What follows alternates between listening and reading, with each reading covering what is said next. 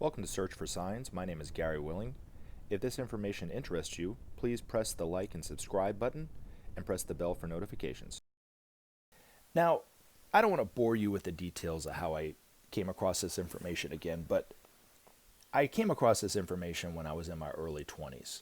And I kind of stumbled across one of Benjamin Creme's books, Maitreya's Mission, Volume 2.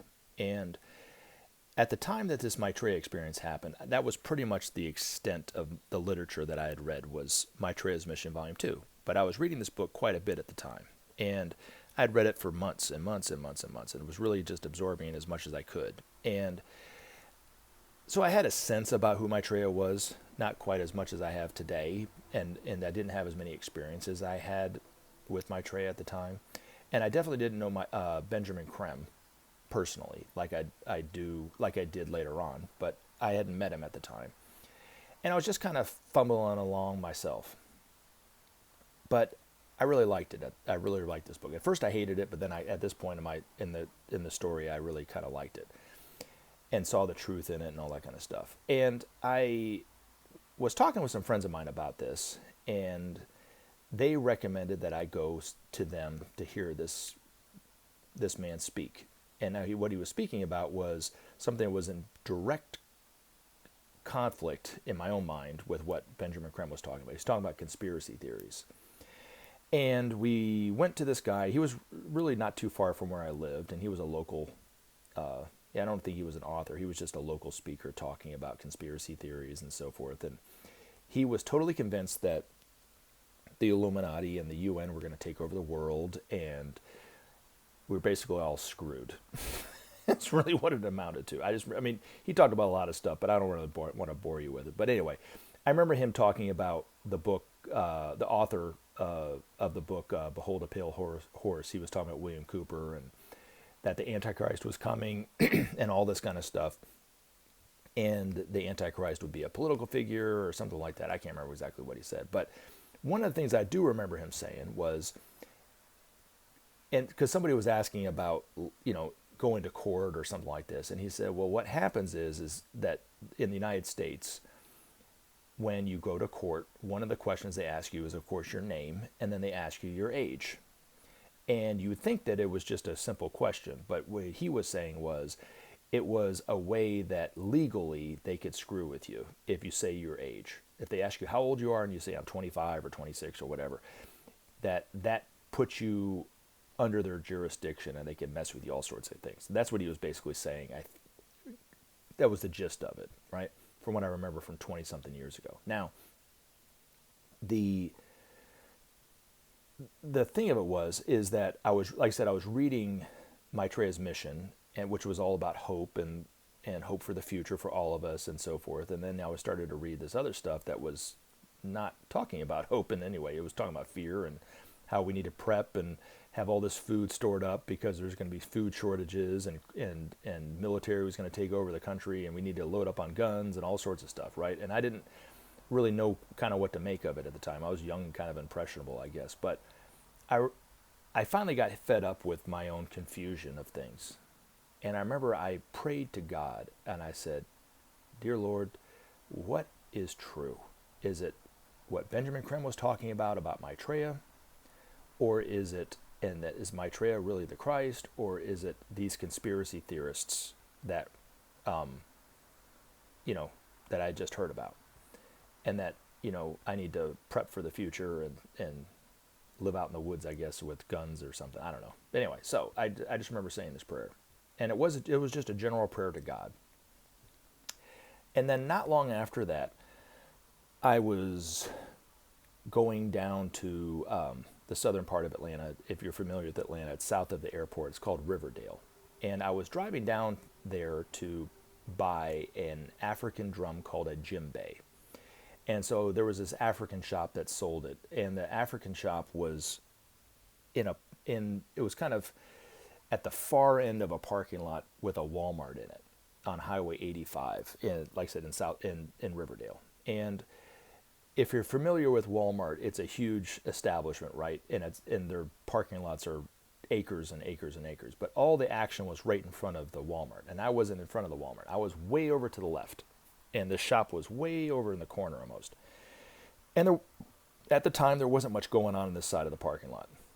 And there was a few cars that were there, but there was nobody coming in and out. It was just basically me. And I parked my car kind of a few spots away from the store. And like I said, there was nobody around, I can assure you.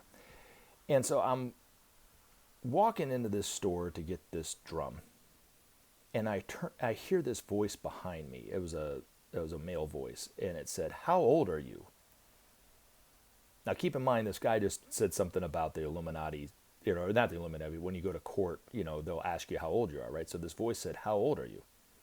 And I turn around, and there's a man that's a Middle Eastern man, very well dressed, very nice looking man.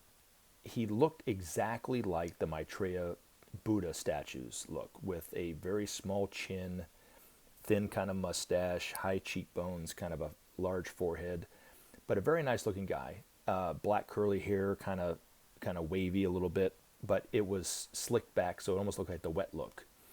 And he was wearing a colorful sweater and some charcoal colored slacks and nice shoes. A very well dressed man. Looked like he's about 6'2"-ish, maybe 6'3", I don't know. He's kind of tall and slender, but nice looking guy. And I hear this voice says, "How old are you?" And I turn around, and he's leaning up against this brand spanking new BMW that was not there 3 seconds ago. It's because he was right behind me. And he's kind of got his arms crossed, and he's kind of leaning against the hood of the car a little bit. And I turned to him and I said, "Did you just ask me how old am I? Or how am I?" And he goes, "How old are you?" And I went, I don't think I'm hearing you right. Are you asking me how old am I or how am I? And the third time I asked him, his mouth didn't move, but I heard the voice in my head, and it flanged from one ear to the other. And it was very loud, but it was, like I said, his mouth wasn't moving. And it said, "How old are you?" And I went, "I'm 23 and I'm great, thank you." Something like that. And then he looked at me, and he had this huge smile on his face, and he looked up at the sky, and he goes, "What a beautiful day. You have a wonderful day. God bless you, and God bless America." And that was the sign I needed. So I kind of put aside all that information about the conspiracy theorists, and I started listening more to what Benjamin Creme was talking about. And I'm not asking you to put aside, if you're a conspiracy theorist, put aside conspiracy theories or whatever like that. I'm just saying that was the confirmation for me that I needed, that all that other stuff is a bunch of hogwash, really. But you will have to come to your own conclusions on whether Maitreya is who he is, or who I say he is, or not, right? But I will say this, just, brother to brother, brother to sister, or whatever, is if you listen to people who spread fear, like conspiracy theorists or whatever, I would be willing to bet you that in the future, when you look back on it, you will realize what a colossal waste of time it was. But in the meantime, I can also tell you that when you listen to people who just spew a bunch of fear and hate and stuff, it doesn't enrich your life, and it doesn't make you happy.